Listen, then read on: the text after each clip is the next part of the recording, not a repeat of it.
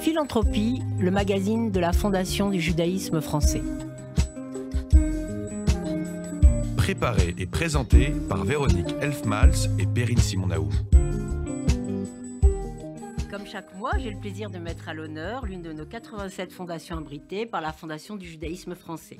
Ce mois-ci, nous recevons Madame Anne-Lise Nahon, présidente de la Fondation SAM. SAM, il s'agit de Solidarité, Action, Mutualité, créée cette année. Votre toute jeune fondation a pour objet de venir en aide aux plus démunis, suite notamment aux accidents de la vie, et d'aider les personnes en situation de précarité à reprendre une vie autonome. Il s'agit de l'objet de votre fondation. Avant toute chose, pouvez-vous vous présenter en quelques mots et nous parler peut-être rapidement de votre carrière financière, si vous le désirez ou non, un secteur assez éloigné de la philanthropie, si j'ose dire. Oui, tout à fait. C'est vrai que ça peut paraître un rééquilibrage sur deux parties de vie. Donc, j'ai débuté ma carrière dans la finance internationale. Voilà, donc c'est un métier très prenant, mais qui me passionnait. Donc, j'ai eu une carrière que j'ai beaucoup appréciée, dans laquelle j'étais très épanouie. Mais c'est vrai que rapidement, j'avais besoin d'actions, je dirais, plus personnelles, c'est-à-dire de causes, de défendre des causes, de défendre, vous voyez, des choses qui sont plus incarnées.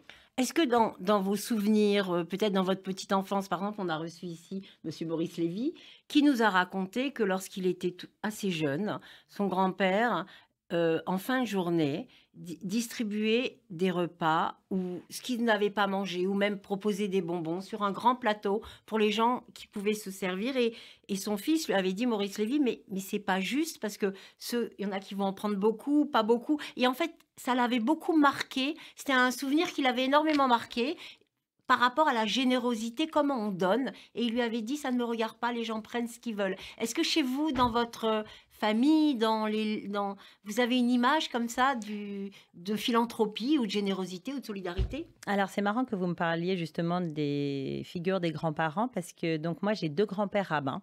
Mes deux grands-pères, paternels et maternels, étaient des rabbins. Donc, l'un est venu d'Algérie, l'autre du Maroc. Et ils se sont retrouvés tous les deux rue des Rosiers, au Shtetl, à l'époque, qui était la rue des Rosiers. Et depuis que je suis petite, j'ai toujours vu chez mes grands-pères le Shabbat où on allait pour Shabbat, pour le déjeuner, surtout le samedi midi. Il y avait toujours Shabbat et les fêtes, systématiquement, des gens qu'on ne connaissait pas, parce qu'il y avait toujours des grandes tablées chez mes grands-parents, et il y avait toujours des gens que, en fait, mes grands-pères ramenaient de la synagogue. Donc, tous ceux qui arrivaient à la synagogue, qui n'avaient pas où aller, en transit, qui n'avaient pas les moyens. Il y avait aussi les pauvres du quartier qu'on connaissait. Il y avait toute une partie, il y en avait 2-3 qui étaient des invités permanents, je dirais, de la maison. On savait qu'ils viendraient le vendredi soir, le samedi midi. Le quartier fonctionnait beaucoup comme ça. On invitait les quelques pauvres, il y avait quelques pauvres, quelques clochards, quelques personnes un peu atypiques. On appelait ça des schnorreurs, mais c'était pas péjoratif. C'était des accidents de la vie. C'était vraiment des accidents de la vie. Vraiment. Il y en avait un notamment, je me souviens, qui était mendiant rue des Rosiers. Et c'était un monsieur qui était médecin avant. Il a eu des gros accidents de la vie et il est devenu mendiant. Ça marque lorsqu'on est enfant. Ça m'avait beaucoup marqué. Et ça permet d'avoir après une préoccupation de l'autre à la manière lévinassienne, avoir un visage qui se reconnaît dans l'autre et prendre l'autre comme quelqu'un d'important. Ce n'est pas juste un autre. Non. Voilà. Comme le dit beaucoup mieux que moi Lévinas. Alors, vous avez choisi pour votre toute jeune association 3 mots, parce qu'elle s'appelle SAM, cette fondation qui est maintenant, depuis 2024, abritée par la Fondation Judaïsme Français. 3 mots magnifiques: action, solidarité, mutualité. Je pense que vous ne les avez pas choisis au hasard, tel que je vous connais. Non, ça ne me semble pas du tout hasard. Pourquoi ces 3 mots? Qu'est-ce qui vous induisent? Est-ce qu'ils ont un sens particulier pour vous? Tout à fait. Alors, le premier, c'est vraiment solidarité. Solidarité, pour moi, c'est très important parce que, en fait, c'est mon éthique de vie. C'est-à-dire, c'est d'essayer de faire toujours ensemble, d'essayer de faire pour les autres, de considérer la vie non pas comme soi évoluant dans le monde et face à l'autre, mais comme faisant partie d'une équipe qui peuple le monde. Donc voilà, donc ça, c'est vraiment la solidarité. Pour moi, c'est très important. Et ensuite, ma nature, c'est action. Voilà, oui. C'est agir. On le verra, vous êtes une femme d'engagement. Vous êtes une femme d'action et on va le voir et on va en parler. Ça va être le cœur de notre discussion. et Et mutualité, parce que j'aime bien cette idée d'aider à mettre en commun des ressources. On a chacun, moi, dans ma vision idéaliste, on a chacun des ressources et on a chacun un don pour quelque chose. Et la mise en commun de toutes ces ressources peut aider à faire vraiment, pour moi, des miracles. on en parlait juste avant l'émission, on parlait de notre dîner de la Fondation du judaïsme français et on disait de mettre nos 87 fondations abritées ensemble, permettait Exactement. des synergies Je et crois beaucoup à ça. permettait à l'échange et on parlait justement de fondations abritées que vous avez rencontrées qui Mm. peuvent peut-être vous intéresser pour l'avenir, mais on en parlera plus tard. Alors, vous l'avez dit, vous êtes une femme d'action, donc alors je vais revenir un peu à la genèse, parce qu'il y a maintenant avant la création de la tout à fait. fondation C'est et vrai. après. Donc, avant 2024, j'ai vu que pendant de longues années, plusieurs décennies, vous avez été dans l'action, d'abord dans le don d'aide financière qu'on connaît tous, mais je pense qu'il y a une autre notion qui vous a très vite interpellé, c'est le temps, parce que donner, c'est le temps, c'est du bénévolat. Et donc, j'ai lu à travers ce que j'ai pu glaner sur vous, que vous avez bien en amont aidé à repeindre des maisons de retraite, aider les femmes à faire les courses. Donc, en fait, dans votre ADN, il y a toujours eu cette action de votre temps que vous donnez à l'autre. Oui, tout à Et fait. dans quels sont les programmes, les actions auxquelles vous avez participé qui peuvent peut-être nous donner des idées à nous et à nos auditeurs pour aider l'autre? Alors, dans ces actions, il y a eu vraiment des choses, c'était très opportuniste. C'est pour ça qu'en fait, ma réflexion sur la philanthropie s'est vraiment construite. Au départ, c'était très opportuniste parce qu'il y a un métier quand même très prenant, etc. Bon, bah, dès que j'avais l'opportunité, quelqu'un qui me parlait, viens nous aider pour faire repeindre cette maison de retraite, comme vous l'avez cité, pour faire des réparations dans une école pour enfants handicapés, etc. Je sautais sur l'occasion et je le mettais dans mon agenda pour participer parce que j'avais aussi envie de rencontrer les gens. Vous voyez, au-delà de l'aide financière, effectivement, qui est rencontrer quelque chose, voilà, c'est la rencontre de l'autre, c'est voir avec lui, ça répond à un besoin, voir avec lui s'il y a d'autres choses qu'on peut faire pour eux, etc. Et ensuite, via la fondation Arpège, qui s'occupe Oui. beaucoup du handicap, Des personnes handicapées, oui. j'ai eu l'opportunité, donc je me suis, en fait, je me suis formée pour devenir parrain, enfin marraine en l'occurrence pour moi, d'un ou d'une étudiante handicapée. Et pour l'aider, en fait, justement, ils les mettent en relation avec un professionnel bien établi dans sa vie professionnelle et qui les aide à faire leur parcours d'étudiants, qui les aide à trouver des stages, qui les aide, alors pas forcément dans le même secteur, puisque moi, par exemple, j'ai comme ça parrainé une étudiante qui était dans les ressources humaines. Voilà. Donc, c'était pas votre cœur de vraiment métier, lié à mon métier, mais bon, voilà. Mais en tout cas, voilà, je l'ai aidée. On a fait des répétitions quand elle passait des entretiens. Je l'ai aidée à affiner ses études. Je l'ai aidée, j'ai trouvé les gens qui étaient RH autour de moi pour l'aider, lui C'est-à-dire trouver créer tout un réseau exactement autour d'elle. Et ça, aider. c'est un peu du mentorat. Et ça, vraiment, c'était super. Et finalement, cette étudiante que je devais parrainer, je m'étais engagée pour 1 an. On est resté en contact 4 ou 5 ans. Je l'ai aidée et finalement, elle était, quand je l'ai rencontrée, elle était en train de finir un bac+2 et elle pensait s'arrêter là. Et elle a finalement poursuivi ses études pour arriver jusqu'au bac+5. Donc, vous avez vraiment besoin de voir les projets du début à la fin. Mais je crois que dans le programme ou l'association, mais vous allez me dire si je me trompe, il y a une association qui vous tient particulièrement à cœur, c'est Leftov. Alors, Tout à fait. j'ai regardé Leftov, c'est 4 pôles qui sont importants. C'est l'aide à l'enfance, les violences faites aux femmes, l'aide alimentaire et l'égalité des chances. Et en fait, Exactement. on est très proche de l'objet de votre fondation, Tout à fait. ce qui a du sens, c'est-à-dire on va... Alors, il y a un projet alors Leftov, c'est une association formidable dont vous allez pouvoir nous parler, et il y a un programme qui vous plaît tout particulièrement, dans lequel vous êtes tout particulièrement investi, c'est la Maison de Léa, dont vous allez également nous parler. Et je tenais à dire que la Maison de Léa, on connaît bien la Fondation Judaïsme parce qu'on a une de nos associations, pour ne pas la citer, l'association sous égide d'Ariel Flack, qui a aussi aide, qui soutient financièrement, qui a été et le FSU, bien sûr. Donc, on est beaucoup investi dans la Maison de Léa. Ah, mais énormément. Et ça a avant été de des parler grosses aides. de Leftov et de la Maison de Léa, j'avais envie de parler d'un sujet qui vous tient à cœur et qui me tient à cœur, c'est les violences faites aux femmes. C'est-à-dire que on n'en parle pas tellement dans la communauté et je me posais la question, est-ce que ça prend une place qui est en proportionnelle à celle de la société. Aujourd'hui, il y a environ 200 000 femmes qui sont victimes de violences conjugales, qui sont identifiées. Est-ce que c'est un sujet dont on parle peu parce qu'il n'existe pas, ou est-ce qu'on est encore dans le tabou? Et est-ce que c'est une des raisons pour laquelle vous avez décidé aussi de vous engager sur cette problématique?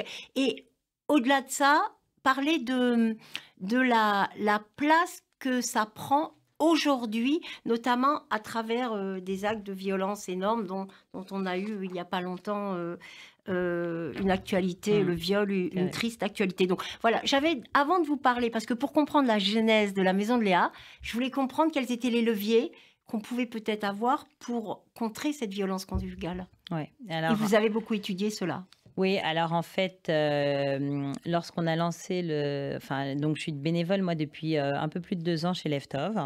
Donc ça a été un moment dans ma vie où j'avais un peu plus de temps et j'ai pu justement m'engager de manière plus permanente dans une association. Et donc je suis bénévole depuis 2 ans environ chez Leftov, qui a vraiment, qui correspond à ma philosophie de la philanthropie parce qu'ils sont beaucoup dans l'action.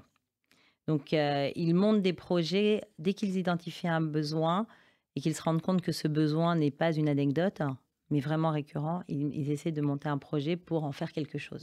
Il y a une centaine de programmes. Quoi. Alors, on a 29 projets par an. C'est déjà énorme, plus beaucoup de choses en fait qui sont... Les cartables, voilà, de la rentrée, une épicerie solidaire. Quoi. 2 épiceries solidaires. 2 épiceries solidaires, les cartables de la rentrée là qui vont être distribués. J'ai vu sur la semaine prochaine. Là, voilà, ils ont été très belle une très belle annonce. Exactement. Ça peut être les manteaux pour l'hiver. Vous voyez, ça c'est venu aussi de quoi? C'est venu pareil de l'identification d'un besoin. Un jour, une famille bénéficiaire est arrivée chez Leftov et les enfants. Elle est venue, donc la maman est venue avec ses enfants. Et ils étaient emmitouflés dans des grandes écharpes. Et puis, notre responsable famille lui dit, mais les enfants, il fait très froid, ils n'ont que des écharpes. Elle dit, oui, j'ai pas encore eu l'occasion de leur acheter des manteaux. Souvent, les familles bénéficiaires sont très pudiques sur le sujet. Donc, la responsable famille a bien compris le sujet. Et en 3 semaines de temps, on a mis en place l'opération manteau, qui est en fait d'acheter des manteaux neufs et pas de la récupération, parce que vous voyez, ce qu'on a à cœur aussi chez Leftov, c'est de faire... C'est l'estime de la femme et l'estime de l'enfant et la dignité humaine. Exactement, défendre la dignité et de faire en sorte que les enfants, eux aussi, soient contents d'arriver dans la cour de l'école avec leur beau manteau neuf et pas celui repris du grand frère, de la grande sœur qui est tout fatigué. Tout. Enfin, vous voyez, il y a aussi cette question de les mettre vraiment à leur place. Ils ne devraient pas être impactés par ces sujets et de les remettre à leur place d'enfant. Et donc les femmes, cette violence conjugale... Voilà, les femmes, donc le projet, à partir du moment en fait où on a commencé à identifier un besoin sur ce sujet au sein des bénéficiaires de Leftov, etc., en discutant également avec d'autres associations, on s'est rendu compte qu'il y avait un déficit cruel de logement, mais vraiment important, et surtout au sein de la communauté, absolument aucune structure d'accueil spécifique. Aucune. Donc, et on a commencé à parler un petit peu du projet, à dire qu'on allait mettre ça en place. Après, on a cherché un endroit. Il faut expliquer peut-être aux auditeurs qui ne savent pas, la Maison de Léa, c'est une maison, un immeuble, avec 10 lots, 10 unités de 40 mètres carrés, je crois, qui permettent d'abriter ces femmes, mais pas pour 2 nuits, pour 6 mois, 1 an, 2 ans, s'il le faut, avec leurs enfants. Exactement. Donc, ça permet d'avoir une solution qui n'est pas pérenne, mais en tout cas qui n'est pas éphémère qui permet à la femme de se reconstruire et de retrouver une vie, une construction. Tout à fait. Ce qu'il faut bien voir, c'est que pour sortir de l'emprise qu'exerce sur elles leur bourreau, qui est souvent leur conjoint, ces femmes ont besoin souvent de plusieurs faux départs. Donc, en moyenne, c'est 7 faux départs. Ouais, c'est long, hein, ça paraît long. Mais 7 faux départs. Parce qu'elles reviennent toujours. Oui, elles partent, mais c'est le phénomène d'emprise. Elles partent et puis après, ils s'excusent. Et puis après, elles n'ont pas où aller. Elles vont aller quelques jours chez des connaissances, un peu de famille. Mais finalement, après, elles ont un peu honte. Donc, elles reviennent. Il y a des promesses qui ne sont évidemment pas tenues, etc. Bref. Chaque histoire est spécifique, mais la réalité, c'est que la moyenne, c'est quand même 7 faux départs. avant de vraiment quitter le domicile du conjoint violent. Et souvent, la grosse problématique, c'est évidemment les moyens financiers. Bien sûr. L'emprise psychologique en est un, parce qu'il n'y a pas que des femmes qui sont... c'est ça qui est surprenant, c'est que dans les femmes battues, C'est tous les CSP. il n'y a pas que des femmes qui sont en difficulté financière ou en précarité. Il y a également beaucoup de femmes qui sont comme vous et moi et qui tombent dans ces phénomènes d'emprise. Bref, donc la maison de Léa, ça leur permet finalement d'avoir un endroit, c'est après donc tous ces faux départs, ça intervient... C'est le 8e. Voilà, ça intervient un peu après dans tous ces processus de départ, de logement d'urgence, etc. Mais c'est un logement, pour nous, c'est la dernière étape avant l'autonomie. Donc, en plus du logement et en complément du logement, il y a tout un programme d'accompagnement qui est prévu pour la femme et ses enfants, pour les aider à retrouver une vie autonome. Alors, on l'entend par vos propos, et puis c'est dans votre objet de la Fondation, une vie autonome, ça a l'air d'être un objectif très fort, vraiment, l'objectif final, c'est s'assumer seul, Tout sans à fait. dépendre sans aucune dépendance. Donc, on a l'impression que l'association Leftov, j'ai pas envie de dire que vous avez votre propre vision, mais ça a été très inspirant pour créer votre propre fondation. C'est peut-être Oui. l'association, on dit toujours en anglais, c'est très inspiring, c'est très à la mode, on va Oui. voir des femmes. Et j'ai l'impression que chez vous, Leftov a été peut-être, après toutes vos actions de bénévolat, le point de départ Tout à fait. de la possibilité de vous lancer, vous, dans la Complètement. création d'une fondation sous égide. Complètement. Et j'ai envie de vous demander, de vous poser la question, pourquoi alors avoir créé cette fondation et quels sont les avantages pour vous être à la Fondation du judaïsme? Quel a été le process dans votre esprit pour arriver à créer cette fondation sous égide Sama? Alors déjà, j'ai rencontré la Fondation du judaïsme français dans mon travail de bénévole chez Leftov. D'accord. Donc voilà, donc ils nous ont parlé des fondations abritées, etc., etc. L'idée a fait son chemin. On en a beaucoup discuté avec Monsieur Mendy Attal, le président de Leftov. Et quand je lui ai parlé du projet, il m'a dit, allez, faut se lancer, c'est super, faut se lancer. Et donc du coup, voilà, j'ai demandé au Monsieur. FJF, voilà, à Monsieur Serroya, à Jessica, le process, voilà, pour créer ma propre fondation. Et évidemment, j'avais besoin d'une fondation abritée parce que j'ai pas du tout à aujourd'hui la capacité de gestion nécessaire pour une fondation autonome. Donc ça vous a simplifié en fait toutes les démarches. Pour vous, ça on m'a est des simplifié facilitateurs. toutes les démarches. Ah oui, oui, complètement. En fait, je pense que j'aurais mis au moins le triple du temps à créer ma propre fondation. Et par ailleurs, tous les processus de gestion administratif, de lourdeur, etc. Et même finalement de certification, de label, etc. C'est très très long à avoir et à conserver. Donc pour moi, c'était vraiment, si vous voulez, le sésame de la fondation. C'est le FJF, vraiment. C'est un process qui, chez vous, a été assez naturel puisque vous êtes passé du don à l'action, de l'action à l'aide au programme, de la rencontre d'associations. On a l'impression que c'est un crescendo, une suite très logique.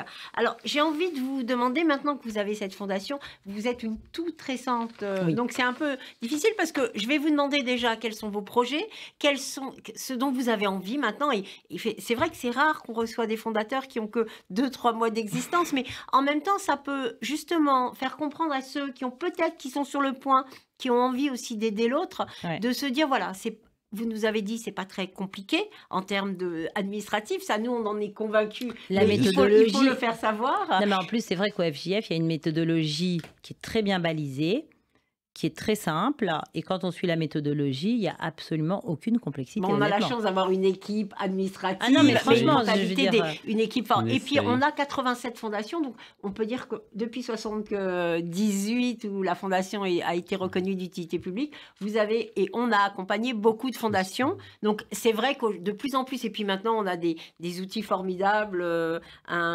qui vont encore plus vous aider. Alors, j'ai envie de vous demander, c'est quoi votre fondation de rêve, c'est quoi? Aujourd'hui, la fondation dans vos rêves les plus fous, ce serait arriver à quel objectif? Quel programme? Quelle cible toucher?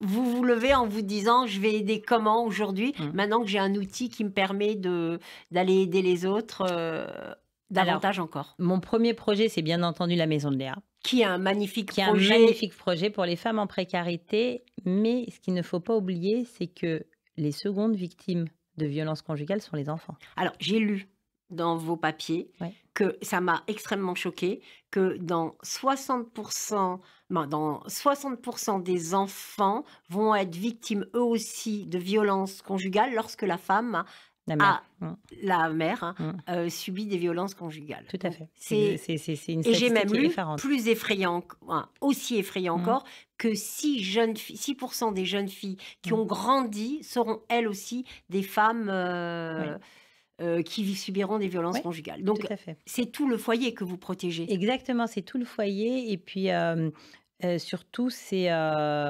aussi, ses enfants. Parce que, finalement ces enfants, ils arrivent, dans une famille dysfonctionnelle et eux, pour le moment, c'est tout ce qu'ils connaissent. Donc, c'est très compliqué pour eux de faire la part du vrai, du faux. Après, Alors, on vous voit les bien. déscolarisez, comment ça... Bon, vous les déscolarisez pour les rescolariser. Comment ça se passe? Parce que c'est aussi facile de retrouver la mère si elle va chercher son enfant à l'école. Bien Donc, sûr. comment est-ce qu'on fait si on veut vraiment protéger concrètement? Je me suis posé la question, on fait comment? Alors Et, et c'est pas comment on garde simple. secret ce lieu? Alors, ce lieu, on le garde secret pour le Oui, moment, c'est bien vrai, sûr. et on le gardera de toute façon toujours secret. Mais si vous voulez, c'est pour ça aussi que ce lieu, c'est le dernier maillon avant l'autonomie. Donc, il y a eu tout un processus juridique qui s'est déjà mis en place, d'éloignement qui s'est déjà mis en place. Ce sont donc des femmes qui ont déjà quitté leur foyer à plusieurs reprises. Ce sont des femmes qui ont déjà déposé plainte contre leur conjoint violent. Donc, ce sont des femmes qui ont déjà fait un chemin. Donc, les enfants, souvent, sont scolarisés. Enfin, ils sont toujours scolarisés, mais ils ont souvent déjà été changés d'école. D'accord. Mais ceci étant, on ne sait pas quel est le type de dossier qu'on va recevoir demain. Donc, en fait, on a une commission de pilotage qui va étudier chaque candidature. Alors aujourd'hui, il existe une maison qui va s'ouvrir ou qui est ouverte depuis quelques mois. Mm. Mais est-ce qu'on a pour projet d'en ouvrir dans le reste de la France? Est-ce que l'Ève a, ou est-ce qu'on va attendre que cette maison de Léa pilote fonctionne quelques années? Et est-ce que vous, ça vous inspire pour vos projets? Alors, bien sûr que on a déjà envie de se dire que il n'y a pas qu'en région parisienne qu'il y a des besoins pour ces femmes, malheureusement. La violence, Voilà, elle n'est pas territoriale. Exactement, et même pas régionale. Donc, ça, malheureusement, on en est bien conscient. À aujourd'hui, on veut vraiment avoir un certain recul sur la le projet de la faisabilité. sur le projet de la maison de Léa, pour voir un petit peu comment fonctionne l'accompagnement, comment fonctionnent les prises en charge, comment même fonctionnent les premières sorties. Vous voyez, pour voir quels ont été après les parcours de ces femmes, de ces familles. Mais bien sûr qu'on ne s'empêche pas. À aujourd'hui, c'est pas une priorité parce que notre priorité pour le moment, c'est de vraiment construire un parcours d'accompagnement de ces femmes qui va les aider et qui va leur permettre de reprendre confiance en elles. Parce que ça, c'est aussi un point qu'on oublie souvent, c'est que ces femmes, elles ont une estime d'elles-mêmes qui est brisée, totalement brisée. Et c'est pour ça que quand on parle d'autonomie, c'est pas uniquement de dire faut qu'elles se débrouillent toutes seules, mais c'est qu'elles croient en leur capacité à le faire par elles-mêmes. Et c'est ça le plus important pour nous dans l'autonomie, c'est qu'elles croient en elles. Et donc voilà, donc bien sûr que le projet d'en construire d'autres en région, la question va se reposer, on y a déjà évidemment pensé, mais c'est pas une urgence pour le moment. Un autre projet qu'on va soutenir également via la Fondation SAM, ça va être sur l'alimentaire, donc les épiceries épiceries solidaires, voilà, sociales. parce que ça, les épiceries sociales, c'est un point important. Et vous voyez, c'est marrant parce que c'est vraiment alors, ça a une utilité réelle, hein, l'épicerie sociale, les gens n'ont pas les moyens de faire les courses, etc. Mais c'est surtout un point d'entrée pour recevoir les familles bénéficiaires et voir comment elles fonctionnent, comment elles font leurs courses. Ça permet d'identifier aussi peut-être d'autres besoins. D'autres besoins. Tout à fait, vous avez tout compris. Exactement. Pour l'identification à d'autres... Vous avez tout compris. Et à partir du moment où on a commencé à parler de la Maison de Léa, de ce projet, on a plusieurs femmes dont on ne se serait jamais douté qui venaient à l'épicerie solidaire, parce que nous, on prend toujours le temps, quelle que soit la bénévole qui est présente, on prend toujours le temps. Vous voulez un café, asseyez-vous, comment ça va aujourd'hui? On regarde le regard, il y a des nouveaux bénéficiaires qui arrivent, le regard, on le voit plutôt vers le bas. Vous voyez, enfin, toutes ces choses-là qu'on apprend au fur et à mesure à identifier. Et on a beaucoup de femmes qui ont osé nous dire, mais vous savez, moi, en fait, je suis seule et je suis en difficulté financière, c'est parce que j'ai été battue, je suis partie avec mes enfants. C'était des femmes qu'on suivait, voilà, exactement, c'était des femmes qu'on suivait depuis des années. Mais à ce moment-là, quand elles ont su qu'on traitait ce sujet, elles ont osé briser l'omerta, ce qu'elles n'avaient jamais fait depuis des années, alors qu'elles étaient séparées depuis des années. Le mot est lâché, c'est l'omerta. C'est ça. Tout à fait. J'ai parlé de sans tabou, mais c'est de l'omerta. Alors, on discutera encore avec vous des heures, Annie, et puis on vous recevra parce que ça va être intéressant de vous suivre dans quelques mois, dans quelques années, de voir comment cette fondation SAM va vivre et va se développer. J'ai juste envie de vous demander, pour vous, quelle est la définition, votre définition de la philanthropie? Si vous en avez une, un mot, une phrase. Écoutez, pour moi, c'est peut-être la synthèse SAM, c'est peut-être ça. Oui, c'est ça, mais c'est surtout la philosophie derrière. C'est vraiment cette phrase biblique qui est de dire « tu aimeras ton prochain comme toi-même ».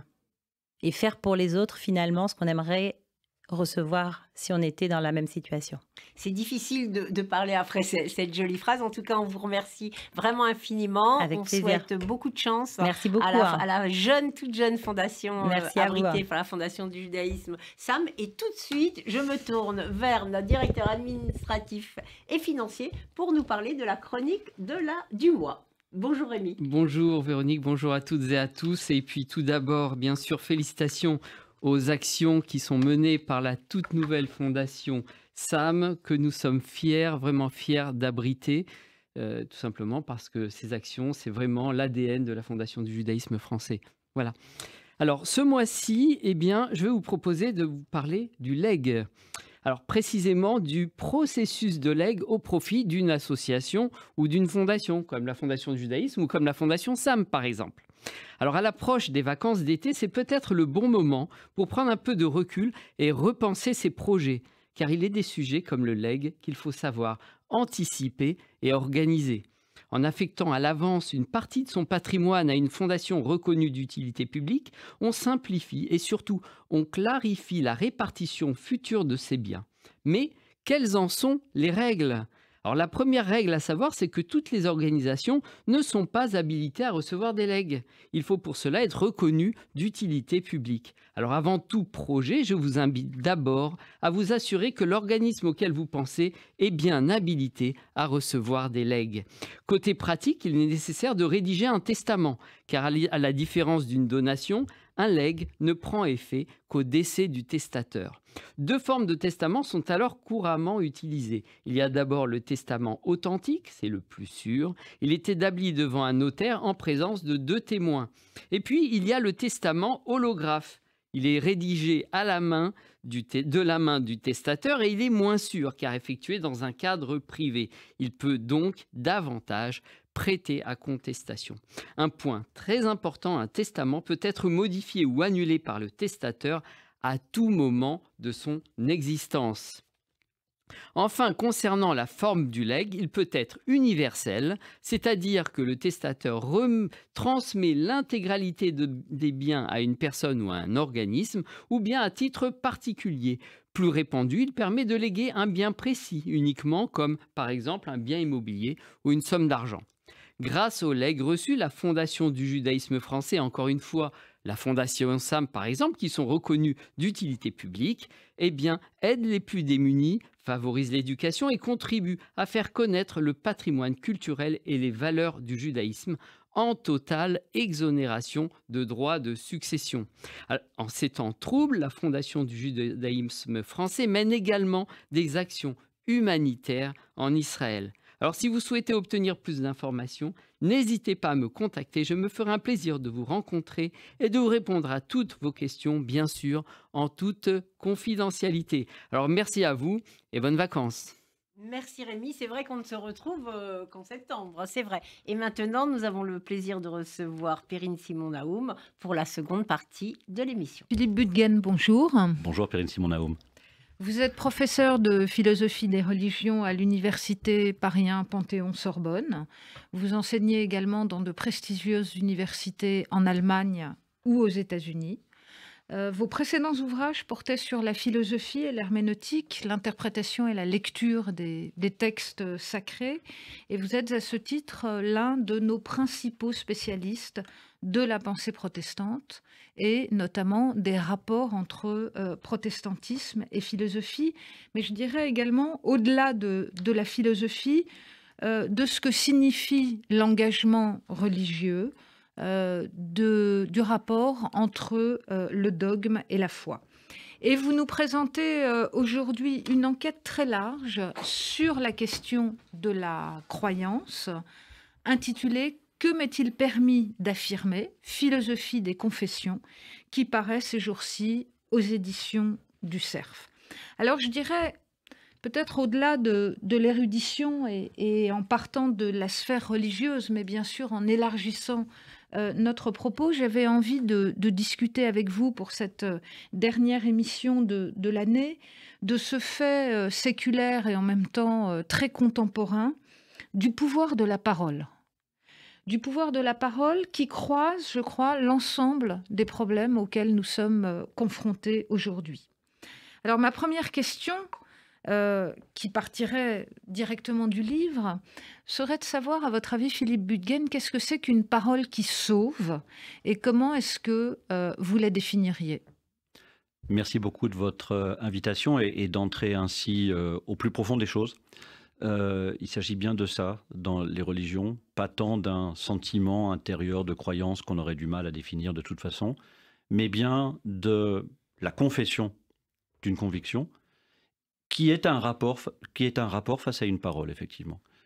Et une parole qui sauve. Une parole qui sauve est quelque chose de complètement fou à imaginer, puisque aucune des paroles que nous prononçons ne sauve. Peuvent guérir, parfois, mais à ce niveau de radicalité, une parole qui, par ses seuls moyens, peut sauver, c'est absolument inédit. Ça s'appelle les religions, et ça s'appelle tout particulièrement les religions monothéistes. C'est, on pourra dire comme on l'entend, mais l'utopie, la folie ou l'idéal d'une religion monothéiste, avec une question qui se pose à nous: que fait-on face à une parole qui sauve? À part être sauvé, doit-on faire quelque chose? Alors, effectivement, vous soulignez le caractère très singulier de cette parole qui sauve. On pourrait le détailler un peu en se demandant qu'est-ce que c'est que croire finalement, parce que c'est ça, je dirais, qui est en relation avec le salut promis, c'est bien le fait de croire quand même que cette parole peut sauver. Finalement, quel est le type de vérité dont cette parole se veut porteuse? Alors effectivement, j'ai réfléchi sur le sujet dans le livre. Qu'est-ce qui est engagé de la nature de la vérité, de la définition de la vérité dans nos croyances et dans la manière que nous avons d'y répondre? Effectivement, c'est le problème dont j'étais parti. Une croyance, ça se proclame. Je veux dire que le fond de nos convictions est infiniment moins intéressant que la manière dont nous en parlons. C'est de cela que j'ai voulu partir, puisque en définitive, c'est la seule chose dont nous puissions dire quelque chose. Nos propres paroles face à une parole qui sauve. Notre manière de répondre par notre parole à une parole qui sauve. En étant conscient évidemment de la disproportion, de la démesure entre la parole qui sauve et la parole de notre réponse, ce qui repose le problème initial dont vous étiez parti, c'est-à-dire la nature inouïe de cette parole qui, par ses propres forces, peut sauver. Nous avons une parole en retour qui va s'appeler le Shema, qui va s'appeler la confession de foi, qui va s'appeler la Shahada, qui va porter plein de noms, qui va avoir ces formules, et qu'on peut rassembler dans un concept général de confession, ou si on veut même sortir, disons, d'un vocabulaire encore trop chrétien, on peut rassembler tout cela dans une notion de déclaration religieuse. D'une certaine manière, la religion, la question de la religion, c'est qu'avez-vous à déclarer? Qu'avez-vous à déclarer une fois que vous avez écouté la parole qui sauve? Cette question de qu'avez-vous à déclarer, elle se décline ensuite dans un certain nombre d'autres questions comme celle que j'ai posée au début du livre. Que m'est-il permis d'affirmer? Qu'est-il licite de répondre à la parole qui sauve? Mais c'est bien de cela qu'il s'agit au départ, la religion comme déclaration. Alors, nous sommes ici évidemment à RCJ et j'aurais envie de vous interroger sur, je dirais, la singularité du judaïsme et peut-être la singularité du Shema Israël, comme vous avez rappelé par rapport au credo. Est-ce qu'on dit la même chose quand on dit Shema Israël ou quand on dit credo? Alors c'est une question qui m'a beaucoup intéressé et sur laquelle j'ai l'intention de continuer à travailler. D'abord sur l'émergence du credo chrétien, c'est-à-dire des formules de foi des chrétiens, ce que les chrétiens appellent donc leur confession de foi. Très tôt, on a une théologie de la confession de foi, c'est-à-dire une interprétation théologique de ce que veut dire confesser. C'est Paul. Et c'est Paul dans l'Épître aux Romains, dans le passage en vérité le plus polémique contre le judaïsme. C'est-à-dire ces fameux chapitres 9 et 11 que Jacob Taubes appelait la grande fugue de Paul sur le salut d'Israël, le fait qu'Israël s'est d'abord rejeté pour être intégré dans un plan de salut plus large, on connaît l'histoire, et c'est dans cette séquence-là que se trouve la réflexion de Paul sur confesser et ce que permet le fait de confesser. Ce qu'il dit, c'est « si tu crois et si tu confesses, tu seras sauvé ». Les deux, pas simplement croire, mais aussi confesser publiquement, parce que la confession est toujours une parole publique, adressée à Dieu, mais aussi à d'autres, verticale et horizontale. Si on travaille au plus près du texte, de manière véritablement exégétique, qu'est-ce qu'on voit? On voit que Paul, en vérité, opère une inversion radicale du Shema Israël. Il travaille de l'intérieur de la Torah, en l'occurrence, la mort de Moïse, le chapitre 30 du Deutéronome, le départ. Quand Moïse dit « les commandements, c'est facile », c'est cette espèce de sommet extraordinaire de la Torah. Les commandements, c'est facile, ils sont dans votre cœur. Faites, just do it. Et Paul réfléchit là-dessus et en vient à totalement subvertir le sens de la prière du « écoute Israël » en faisant de la foi une écoute. Il conclut ainsi, dans Romains 10, la foi vient de l'écoute. Mais c'est passé par un travail de distillation, de décantation, de détournement du texte absolument extraordinaire, ce qui nous donne une manière de poser le problème judéo-chrétien, le rapport judaïsme-christianisme, c'est le passage d'une prière à un credo. Du Shema Israël, qui est une prière, on voit dans Berakot toutes les distinctions, toutes les discussions sur la bonne manière de le prononcer, etc. Bon, un demi-traité du Talmud sur le sujet. Et dans le christianisme, ça devient autre chose qu'une prière, totalement inédit. Il y a des prières dans le christianisme, évidemment, le Notre Père, tout ce que vous voulez. Mais là, ce n'est pas une prière, c'est autre chose, mais qui vient d'une prière. Et ce trajet-là, je le trouve très intéressant et très parlant quant au passage judaïsme-christianisme. Alors, on pourrait peut-être aller un tout petit peu plus loin à travers ce que vous montrez de la figure de l'homologia, qui est absolument au centre de votre analyse. Comment est-ce que donc ça fonctionne, ce passage? Alors, l'homologia, donc, c'est le terme grec qu'on voit apparaître dans le Nouveau Testament et en particulier sous la plume de Paul que je mentionnais, et qu'on traduit aujourd'hui par confession de foi. En fait, c'est un terme très général qui veut dire déclaration, proclamation, et plus particulièrement tout témoignage et toute parole produite devant un tribunal. Et une des dimensions de la confession de foi et des déclarations religieuses qui m'intéressent au plus haut point, c'est cette dimension politique qui passe par le juridique. C'est-à-dire le fait que déclarer, c'est toujours déclarer, je vous le disais, devant un collectif, devant un public, mais c'est aussi au fond déclarer devant un juge. C'est-à-dire que la scène du tribunal est toujours présupposée dans tous les actes de déclaration de la foi. Alors, on en a une figure bien connue, c'est la figure du martyr. le martyr qui toujours se prononce devant un tribunal, devant un juge. Parce qu'il y a une chose très étonnante dans les écritures chrétiennes, c'est que la violence faite sur les premiers chrétiens a toujours été une violence juridique, régulée par tribunal, par procès. Pas d'émeute, pas d'échauffourée, pas de persécution, bagarre. Mais toujours, ça passe par les formes du droit.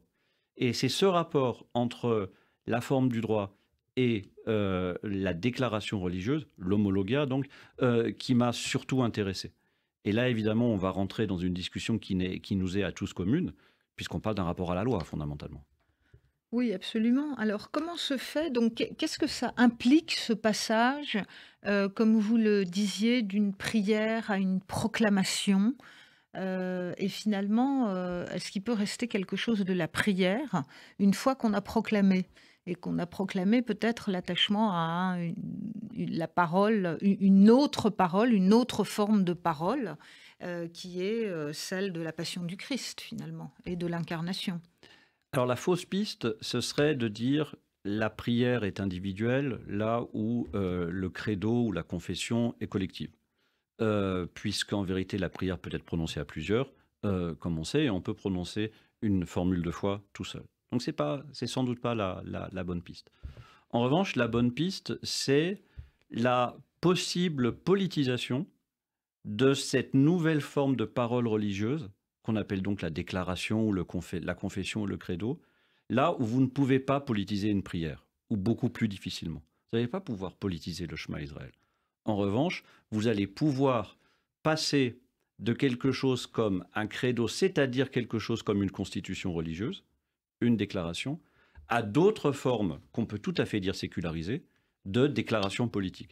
Et c'est ce type de nouvelle transition, donc de la prière à la déclaration religieuse et de la confession de foi à la constitution politique, sur quoi j'ai voulu également travailler. Alors avant d'en venir peut-être à la période la plus contemporaine, est-ce que vous pourriez nous donner quelques repères chronologiques de ce passage et peut-être tracer pour nous une différence entre le christianisme et le protestantisme sur ce point de vue? Alors c'est une histoire qui effectivement passe par les événements de la Réforme, donc passe par des événements au centre du XVIe siècle. Mais avant ça, je voudrais dire un mot d'un aspect tout à fait familier aujourd'hui de cette politisation de la confession. Vous aurez remarqué qu'on parle en permanence des Français de confession juive, des Français de confession musulmane. On ne dit pas les Français juifs ni les Juifs français. On ne dit pas les musulmans français ni les Français musulmans. On dit les Français de confession juive. Je me suis toujours demandé ce qu'il y avait là d'euphémisme encore mal, les Israélites du bon vieux temps, quoi, d'euphémisme encore mal enrubanné, etc. Mais c'est évidemment d'autant plus étrange que ni dans le judaïsme ni dans l'islam, vous n'avez de phénomène strictement analogue à la profession de foi ou à la confession de foi. Rien de tel. Mais il s'est passé quelque chose, donc, au milieu de la modernité, qui fait que confession, ce mot, a changé de sens. Ou plutôt, un sens s'est ajouté. Jusqu'ici, on avait 2 ou 3 sens très bien répertoriés. La confession comme, ça on en a beaucoup parlé déjà, déclaration de la foi, ce en quoi je crois. La déclaration comme, la confession comme déclaration de louange, tu es grand, mon Dieu. Et évidemment, dans un pays catholique comme celui-ci, c'est même la première chose à quoi on pense, la confession des péchés. La pénitence, le curé, le confessionnal, tout ça. Ces sens ont parfaitement cohabité dans toute l'histoire du christianisme pendant 15 siècles, 16 siècles. Et puis voilà qu'il s'en est ajouté un autre, à savoir le sens par quoi on désigne un collectif de fidèles qui récitent et déclarent la même chose. Une confession, c'est désormais ça. Ce sont un groupe de fidèles qui s'accordent sur une déclaration commune, sur un certain nombre de points à déclarer ensemble. Et c'est pour ça donc qu'on en arrive à dire les Français de confession juive ou les Français de confession musulmane, aussi étrange que ça puisse paraître. Et ça, le glissement se fait, ou l'apparition se fait à quel... Le glissement, il se fait au milieu du XVIe siècle et effectivement, il a vraiment trait à l'histoire de la réforme protestante. C'est le moment où les protestants dans l'Empire germanique sont reconnus juridiquement, c'est-à-dire comme des sujets à part entière de leur empereur, et ils sont reconnus à partir du texte de leur confession de foi. On ne les identifie pas comme les protestants, les luthériens, mais on les appelle les adhérents de la confession d'Augsbourg.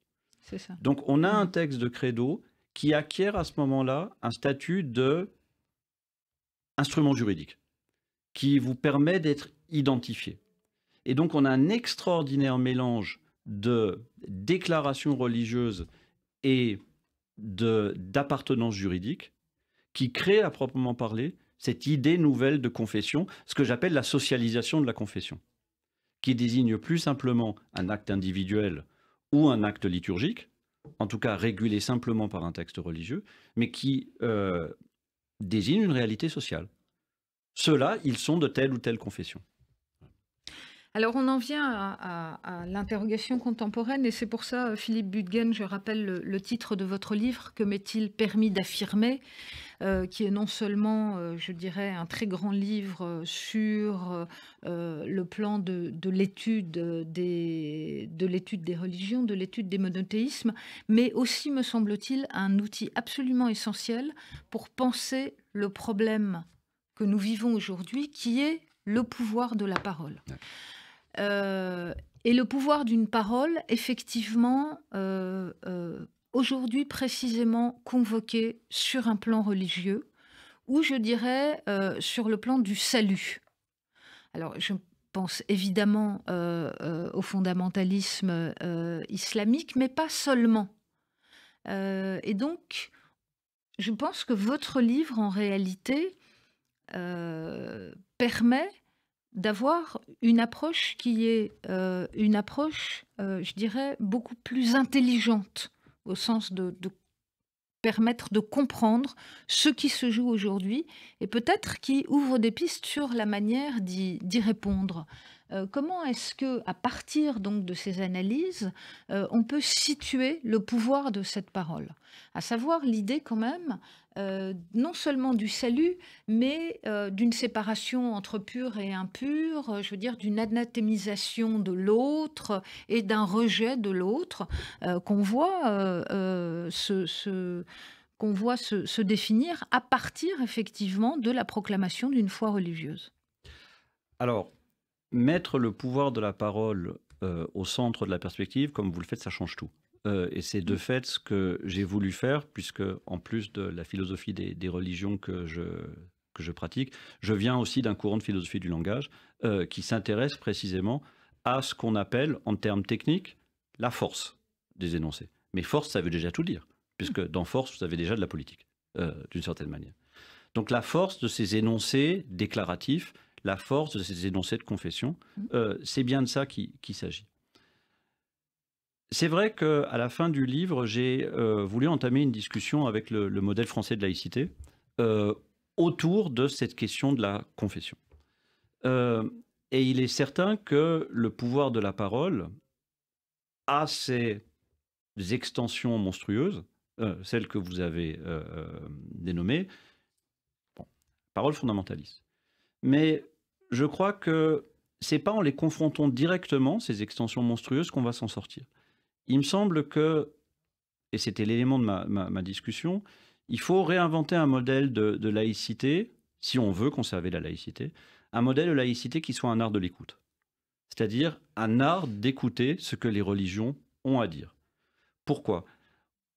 La laïcité à la française, en tout cas dans ses dernières extensions, vit sur une erreur qui consiste à penser que la religion est un phénomène privé. On n'y arrivera jamais, ça n'a jamais été un phénomène privé. Toute religion a pour vocation d'ouvrir un espace public. Donc on pourra continuer à dire la laïcité, c'est le respect de la religion privée, et c'est comme ça qu'on va finir par faire sombrer la laïcité, à la vérité. Il n'y a pas de religion privée, pas plus qu'il y a de langage privé, en vérité. On parle tous la même langue, et par conséquent, la religion est un phénomène public. Ça veut dire que la laïcité, elle doit désormais se réinventer comme un exercice d'écoute et un art de l'écoute, plutôt que comme la forme de voyeurisme qu'on a trop souvent vues dans des décisions des pouvoirs publics. Regardez les voiles, regardez les croix, regardez les étoiles. Est-ce que c'est trop grand? Est-ce que c'est pas assez grand? Est-ce que c'est discret? Est-ce que c'est pas discret? On va s'user l'œil à force de regarder les ourlets en permanence. On va vraiment s'abîmer les yeux. Donc il y a autre chose à faire, me semble-t-il, pour réformer la laïcité, comme je le défends.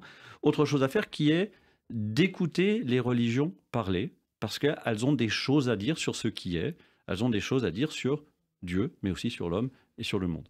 Et en définitive, la vraie tâche des pouvoirs publics, c'est d'organiser la coexistence des confessions, c'est-à-dire organiser la coexistence des déclarations religieuses, la coexistence des différents énoncés religieux. Avec, à mon avis, du reste, une tâche prioritaire pour la laïcité, c'est de protéger ceux qui n'ont rien à dire religieusement. Ça, c'est extrêmement important. Ceux qui ne souhaitent pas, refusent, pour quelque raison que ce soit, de confesser quoi que ce soit.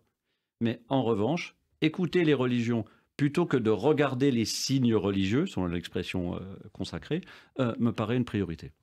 Alors peut-être une toute dernière question, Philippe Büttgen, et on aura compris l'importance de votre livre « Que m'est-il permis d'affirmer pour penser le présent ?» Qu'est-ce qu'on fait et comment répondre quand vous êtes face à des religions ou à des paroles qui ne veulent pas engager le dialogue et qui fixent elles-mêmes, je dirais, les règles du monde, les règles du partage du monde? Alors, il est vrai que ce que je propose pour la laïcité ne peut fonctionner que si les religions se disciplinent elles-mêmes.